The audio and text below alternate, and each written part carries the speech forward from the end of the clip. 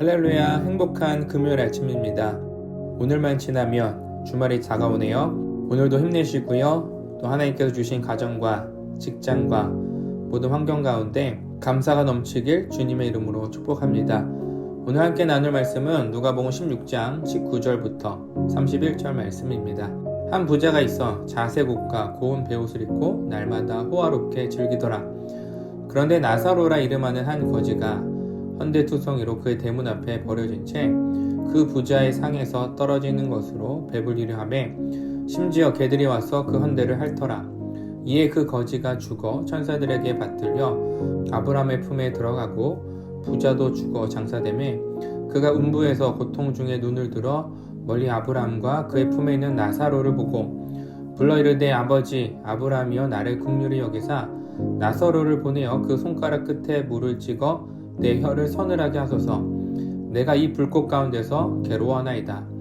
아브라함이 이르되 예 너는 살아있을 때 좋은 것을 받았고 나사로는 고난을 받았으니 이것을 기억하라. 이제 그는 여기서 위로를 받고 너는 괴로움을 받느니라. 그뿐 아니라 너희와 우리 사이에 큰 구덩이가 놓여있어 여기서 너희에게 건너가고자 하되 갈 수 없고 거기서 우리에게 건너올 수도 없게 하였느니라. 이르되 그러면 아버지여 구하노니 나사로를 내 아버지의 집에 보내소서. 내 형제 5이 있으니 그들에게 증언하게 하여 그들로 이 고통받는 곳에 오지 않게 하소서. 아브라함이 이르되 그들에게 모세와 선지자들이 있으니 그들에게 들을지니라. 이르되 그렇지 아니하니이다. 아버지 아브라함이여 만일 죽은 자에게서 그들에게 가는 자가 있으면 회개하리이다.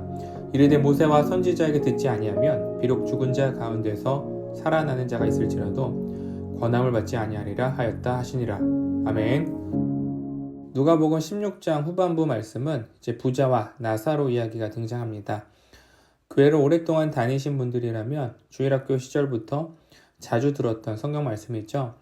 오늘 본문에 등장하는 부자와 나사로는 서로 너무나 다른 삶을 살고 있었습니다. 3가지가 비교되는데요. 먼저 옷이 비교가 됩니다. 부자는 어떤 옷을 입고 있었을까요? 19절에 보면 자색, 고운 베옷을 입고 있죠. 우리식으로 이야기하면 백화점 명품샵에서 살 수 있는 옷을 매일 입고 있는 것이죠. 그런데 나사로는 어떤 옷을 입고 있을까요? 누가는 나사로가 무엇을 입고 있었는지 기록하고 있지 않습니다. 대신 헌데투성이다 라고 나사로를 묘사하죠. 온몸이 성한 데가 없는 것입니다. 부자는 값비싼 명품 옷을 몸에 걸치고 있는데 나사로는 온몸이 멍들고 상처투성인 것이죠. 그리고 부자와 나사로가 먹는 음식이 비교되죠. 부자는 호화롭게 즐기는 삶을 살고 있었습니다. 먹을 것이 풍족하죠. 매일이 잔치예요. 배가 부르도록 먹고 마십니다. 그런데 나사로는 21절에 보면 그 부자의 상에서 떨어지는 것으로 배불리려 하며 먹을 것이 없어 땅에 떨어진 음식만 기다리고 있는 거죠. 마치 누가복음 15장에 등장한 탕자와도 같은 모습입니다. 배는 고픈데 먹을 것이 없어서 돼지가 먹는 쥐염 열매를 먹었던 이 탕자와도 같은 모습입니다.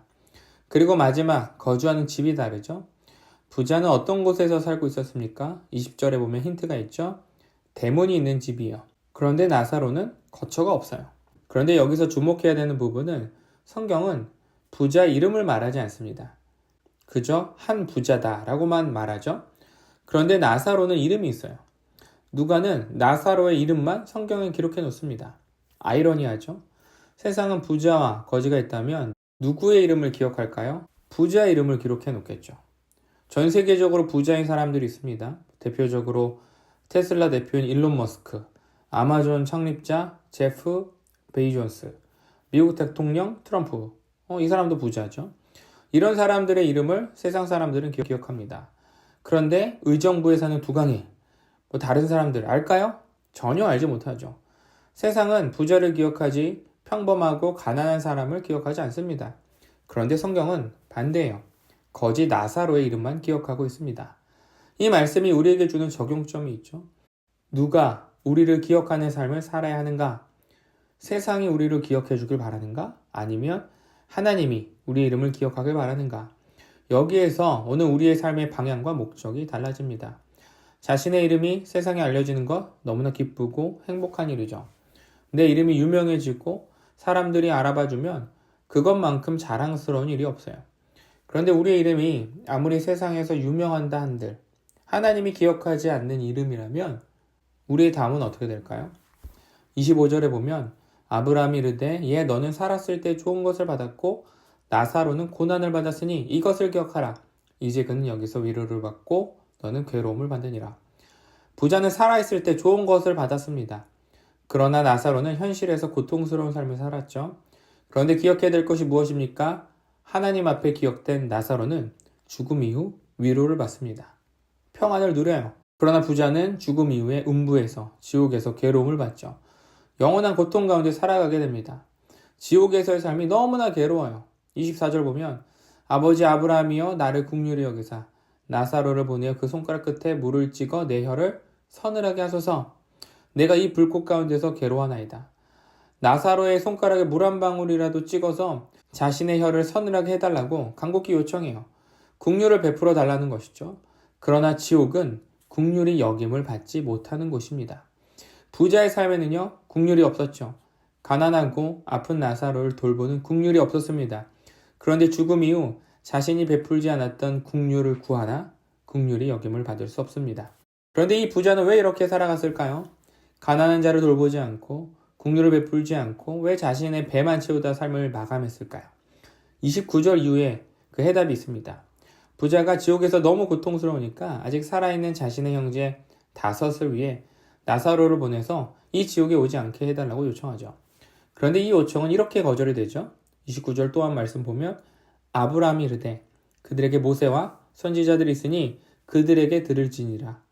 살아있는 자들에게는 이미 모세와 선지자들, 즉 구약의 이스라엘 백성들에게 주신 말씀이 있습니다. 이 말씀을 듣고 배우고 깨달아야 돼요. 부자가 왜 지옥에 떨어졌습니까? 하나님의 말씀에 무지했습니다. 관심 갖지 않았어요. 하나님께서 주신 소중한 하루하루를 파티만 열고 낭비하며 살아간 것이죠. 이 땅에서의 삶은 유한합니다. 우리의 마지막이 언제 다가올지 몰라요. 그래서 우리가 온 마음을 다해 힘을 쏟아야 하는 것은 하나님의 말씀을 알아가기 힘써야 되고요.